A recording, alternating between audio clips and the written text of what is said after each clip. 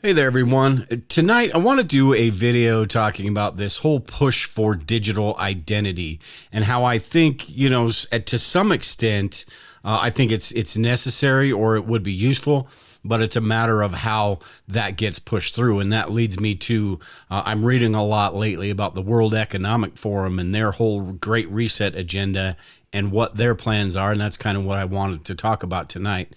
I was going to do this as a live stream, but I'm not sure I'm going to have time tonight to sit behind the mic. So I did it as a premiere instead. That way, if I do get a chance to join in the conversation, I'll be there to kind of converse back and forth with everyone. I wanted to do this as a premiere to get everyone's thoughts on all this stuff as well. But with the World Economic Forum, it's no secret that, I talk about it quite a bit. And that's because a lot of the things that they do really concern me. And it's not necessarily the World Economic Forum itself that concerns me. I don't see them as, taking over the globe or anything. I think what it is they are just a cog in this big machine that seems like it's moving in this direction of corporatization of the world, basically, of governments, of all that. And they're just one cog in the machine. They're sort of the idea, the think tank behind all of this stuff. And the corporations, the governments, they all use bits and parts of what these Davos elites and these people in the World Economic Forum come up with, and it leaks its way into our daily lives. And that's what concerns me about this digital identity stuff. Now, with the World Economic Forum, their stated goal basically is by 2030, this is when they want to, it's their agenda, basically, their 2030 agenda. And this is for the whole entire harnessing of the fourth industrial revolution. And harnessing basically means, if you look up the definition, it means to control and to use something's power. If you harness a horse, you're controlling that horse and you're using the power of the horsepower, basically. So this is their stated goal is by 2030. So in preparedness, the reason this concerns me so much is because this is going to, regardless of how all of this stuff comes to fruition, it is going to affect my ability to prepare, how I prepare, what I'm able to do, all of those things. So that's why it concerns me with preparedness. Now, these people on their website, and I'll show you a couple things. Like I said, I'm going to go through the pros and cons of my thoughts on this stuff. But on their website, they make it sound like, sunshine and roses. They really put the lipstick on the pig with this stuff. And this goes for the whole fourth industrial revolution. They talk about sustainability, equality. They use all those keywords that make people feel like this is, some sort of utopia. Like they're creating, if you look at their little plan and the way they talk about it, they're creating this utopia. But if you look at what what they say that's not on their website or kind of tucked away in their website, what their ultimate goals are far different than what the sunshine and roses on the website says. So with that, like I said, my main concern is the corporatization of governments across the world. We've seen in the last couple of decades how big business is having more influence than ever in governments, and it always sort of had.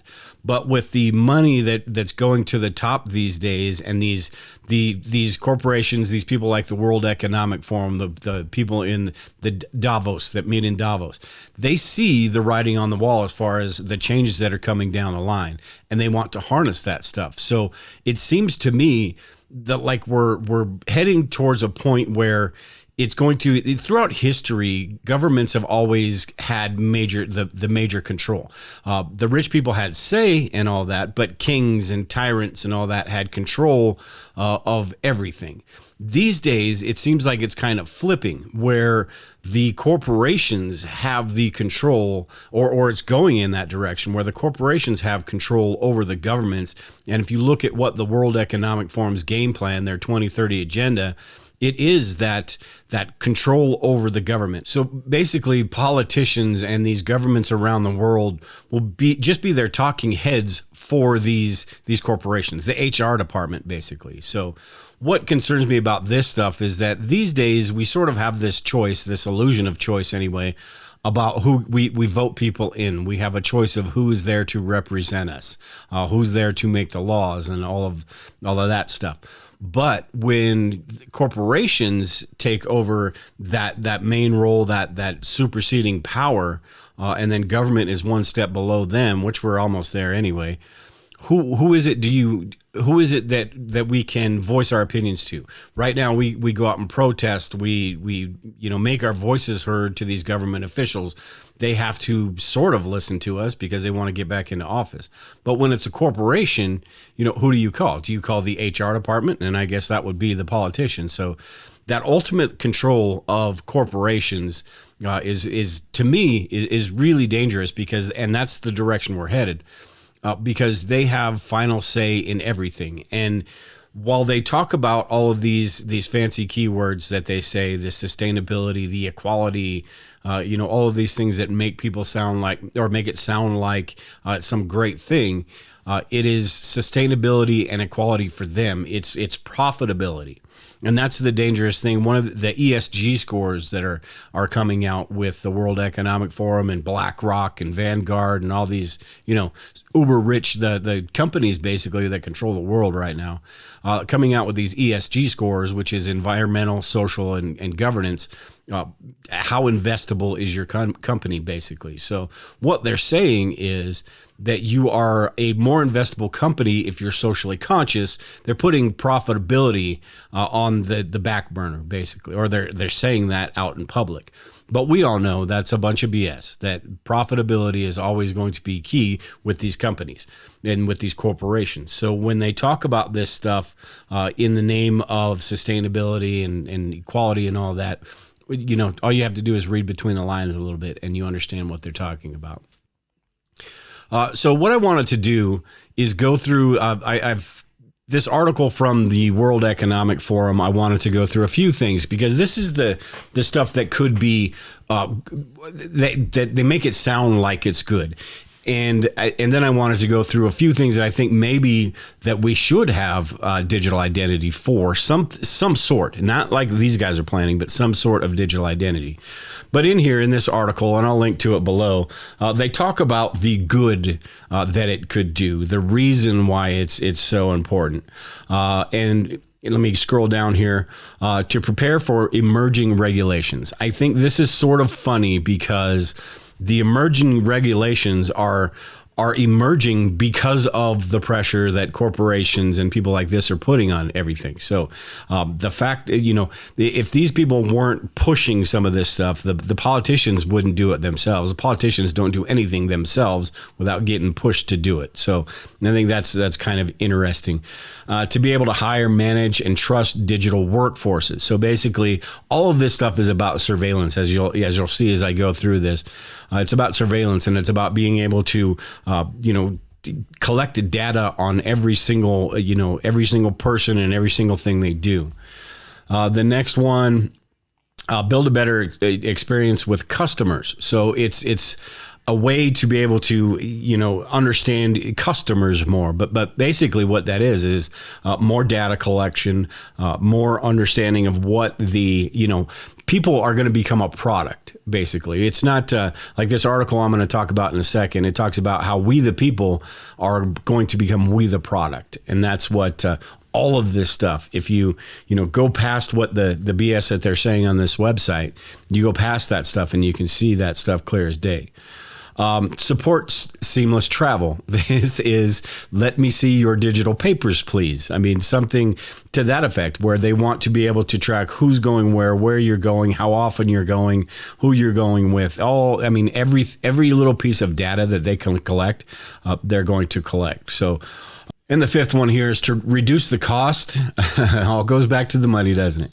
Reduce the cost and risk of identity fraud. And this is one that I actually think is something that could be something useful, but I don't think it needs to be in the context that these guys want it to be. This all-encompassing, we need to know everything about our product, the human being. I think it would be really nice, and I don't know how they would do it. I think here in the United States we have a better shot than in Europe, because it seems like in Europe they're going to be the petri dish for all this stuff. So we're going to see this digital identity roll out over there, roll out in Canada, and then we're going to see our politicians and our corporations here are going to figure out how they can fit that in with the Constitution, or do what they need to do to make sure it works. But I think that it would be nice. Somebody these days can just get online. They can, you've got the dark web. They can get your identity. They can, create loans in your name. They can do all sorts of things that, affect us. So it would be nice if there was something that you had to prove who you were to get a loan, other than a social security number, a phone number, all of that. Kids on the internet is another reason why it would be good. Kids creating online profiles without their parents knowing, 10, 11 years old. And, these, predators out there looking to take advantage of them. Some of the predators are the social media companies themselves. So I see there's a lot of stuff that could actually be a benefit with this digital identity stuff. But as we know with everything, it doesn't stop there. It doesn't stop with the stuff that could benefit society. It never does. You look all the way from nuclear weapons to just everything. Another aspect of this is the law enforcement agencies, like they don't already do enough nefarious stuff. If they have access to this much data, what does that mean as far as what we can do and the things that we do on an individual basis in the future, when it comes to preparedness? The rules are what they are now, but what happens when they change in 10 years and all this stuff rolls out and they have access to how much food you've bought over the course of the last month, and everything is equitable, right? So if you are hoarding too much food, quote unquote, hoarding too much food, they're going to have that digital record of that, and they're going to be able to figure that out. They're going to have a digital record of everything you buy. And with this, I'm sure that a cashless society, a digital currency has got to come either before or sometime around this. So, because if you can't track, if somebody can go out and purchase something with cash, you can't track that. So they got to be able to track everything. What I want to do, though, is I want to talk about this article right here that goes through, well, first, I want to go through this little slide right here. This is from the World Economic Forum's website. And this is what their little plan is for digital currency. And you can see, just like everything, if you go to the world, or you just go to Google and type in World Economic Forum chart, you'll see they have basically thought about everything, how they want to control every little aspect of life, and how they need to do this to sustain themselves. Once all the money goes to the top and we're all broke down here, they've got to figure out a way to keep that system moving rather than having everything crash and rebuild like nature regenerating itself, basically. But you look at this and you see the four in the middle: entities, devices, and people and things. I don't exactly know what things is. I think maybe things is an all-encompassing, hey, if we forgot anything, let's just throw it in the things category. But it's the people as well. The entities, the digital identity for businesses and corporations and all that. The devices, so what devices are you using? What devices are registered to you? The people is what's concerning to me, and that's what I'll go through with this. This next part is the fact that what they want to do is be able to treat us like a product. And like I said, in this article right here, and I'll link to this below, it's a pretty good article. And this is their perspective too. This is that maybe it's not all sunshine and roses perspective. That the perspective that I tend to think is more realistic than what they are talking about. And a lot of people do. Not just us crazy preppers and not just us conspiracy theorists. A lot of people see this going in a bad direction if they're allowed to push all this stuff through. And with the money that's up there and the increasingly larger income divide, one way or another, some of this stuff is getting through. How much, we just don't know. I mean, that's up for debate, and we're just going to have to see how all of this stuff plays out, how accepted it is, how desperate people get. If we get to the point where we don't have food and we don't have our everyday, the things we need to survive on a daily basis, it's going to be a whole lot easier for them to push this stuff through. But this says here, we the people risk becoming they the product as service for those who control the data and set digital identity policies. And again, this is a perspective of theirs. But you look at, like I was talking about earlier, this clown right here, Klaus Schwab, whose father actually his father got rich and therefore he's rich, but his father got rich making flamethrowers for the Nazi Party. So I'll look that up. I'm pretty sure that's fairly accurate. There's some misinformation and stuff going out there about how close he was and all that stuff, but I'm pretty sure that his father created a business and got rich because of that. But he talks about in here how they can do this stuff with products at this point, so why not people? Here he talks about any package, pallet, or container can now be equipped with a sensor transmitting a radio frequency with an RFID tag that allows a company to track where it moves through the supply chain, how it's performing, how it's being used, and so on. In the near future, similar monitoring systems will be also applied to the movement and tracking of people. So what they want to do is track our movements through our entire lives, what we do, what we buy, how we do it. Right now, doesn't seem, it seems like a big deal, but nothing compared to if you think about this is one step in that process of putting together a social credit score. So right now the rules are what they are, but what are the rules in 10 years from now? If they can track what we're doing on a daily basis, what we're buying, who we're talking to, where we're spending our time online, how socially conscious we are. Once that social credit score comes along, or some semblance of a social credit score, what's to say we aren't graded on that and we aren't punished or rewarded on that type of stuff? That is pretty concerning to me, where all of this stuff goes. In this part right here, it says traceability can also help to monitor the life cycle of a product with a view to reducing fraud and theft or to assessing its contribution to the global circular economy. So they're talking about products at this point, but what happens when that product becomes we the people, and they can trace and track everything we do. So again, it's the digital identity. It sounds good on the surface. There are some things like I talked about with kids on the internet and fraud, ID fraud and all that. But when you look at what these yahoos want to do, it becomes a little bit alarming to me, I suppose, is what they're going to try to get away with. So moving on down here, and like I said, this link is below.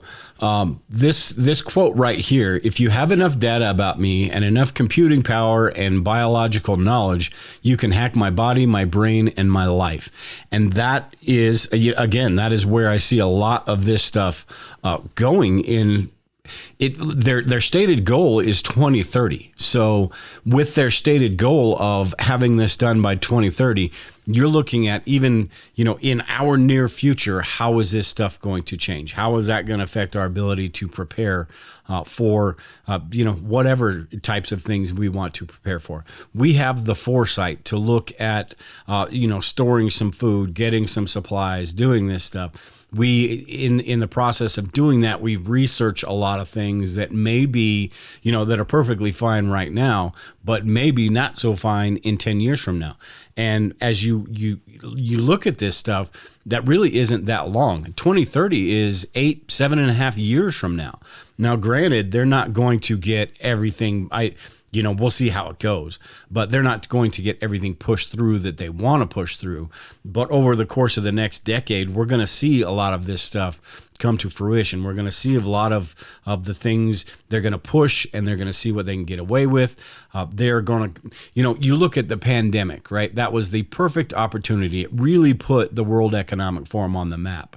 before the pandemic, it was, people like me and these quote unquote conspiracy theorists talking about them and their, Event 201 and their Agenda 2030 and all of that stuff. Since that pandemic, the Davos elites and all of this stuff, the Build Back Better, Biden even used that in his campaign. All of this stuff has kind of been pushed up a little further. So it's that never let a good crisis go to waste type mentality. And if that's how they get the eyeballs on them, that's how they get these people to agree to some of the stuff that they're doing. So what's to say that and I want to be careful how I phrase this because I don't want to get censored or anything on YouTube, but what's to say they're not creating crises? What's to say they're not, or they take something small and make it something bigger? Monkeypox comes to mind with that. Who knows where that's going to go, but it sure seems like that's something they want to, build up. It seems like they need these types of crises to get their stuff through. And it's sort of like the government, governments around the world do it. It's a little bit here, a little bit there, and then pretty soon you look back and you're like, how did we even get here? Like I said, with this stuff, I think we're going to probably see a lot of this stuff roll out in Europe. Europe just seems like an easier target. People are more willing, or they don't have the ability to fight against this like we tend to think we do. I hesitate to say we do here in the United States, but there probably is going to be a lot more push it back because of the Constitution, because of things like that here in the United States. So you're going to see a lot of this stuff start rolling out in Europe. And with, Democrats in this country, it's like they want to become Europe again. I don't, for the life of me, I can't understand why. You fight to get away from that whole system, and now we're trying to get back to that whole system. At any rate, you're going to see this stuff roll out in Europe, I think, first. Europe, Canada, all these countries where it's a little bit easier to get this stuff going, and they're already, partway there in the first place. And then you're going to see how can they do that, the same type of stuff here in the United States. Is it going to be these corporations that have to put this stuff in place and skirt the Constitution? You see that going on quite a bit these days as well. But when you've got all that money up top, it just seems like, something is inevitable and bound to happen. To close this out tonight, I do need to get out of here, but the World Economic Forum, like I said in the beginning, this is not I don't see the World Economic Forum in 20, 30 years taking over the world. I think there's a bigger picture here with the multi-stakeholder model, these corporations, the Davos elites, the World Economic Forum, different governments around the world that are all kind of coming together and coalescing, like I said, this big machine of where we're going as society.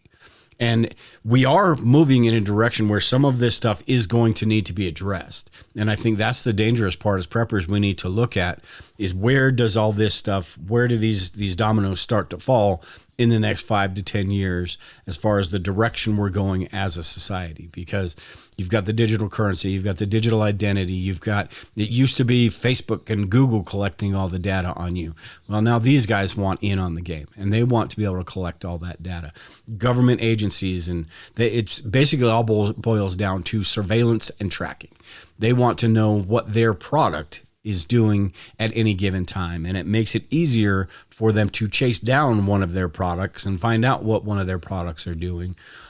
So it's all pretty scary when you think about it in the way that I do anyway, in that, worst case scenario type of thing, I suppose. And I guess worst case scenario would be how China's going to, and is already implementing some of this stuff. But, maybe I'm wrong. Maybe it doesn't turn out like this, but I guarantee you it's more likely that it turns out like I'm talking about here today than it does their sunshine and roses, their lipstick on a pig like they put on their website. Again, read into a lot of the stuff that they want to do, because a lot of these things are leaking into society in general. At any rate, I appreciate everyone watching tonight. Coming this Thursday, I'm going to have Todd on. Todd used to own Prepper Website, doesn't own Prepper Website anymore. I'm going to have him on talking about some religion, talking about the Doom merry-go-round, a bunch of different things. So that will be a live video coming up this Thursday night at 5 o'clock Mountain, 7 o'clock Eastern. That'll be a good time. Todd's a great dude, and it should just be a fun conversation. But with that, I will talk to everyone later. Take care and prepare.